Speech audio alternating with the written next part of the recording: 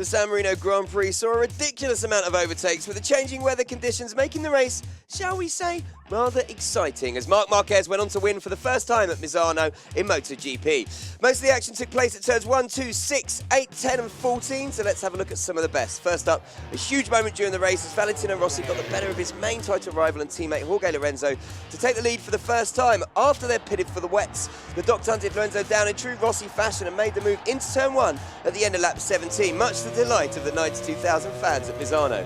As you can see on this onboard, Rossi got the drive out of Misano corner down the straight, diving up the inside of Lorenzo into turn 1, and despite the Spaniard fighting back, Rossi managed to hold the racing line into turn 2 and make it stick.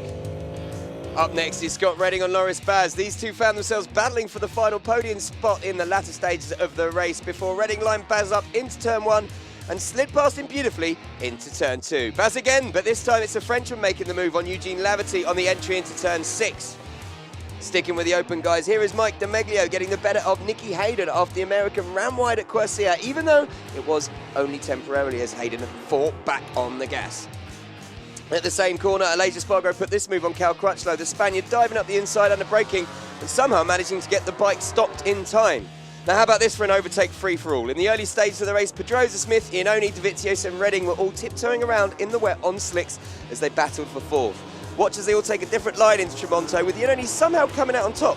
And this onboard from Smith shows just how close it was, as 5 riders all fought for the same piece of tarmac.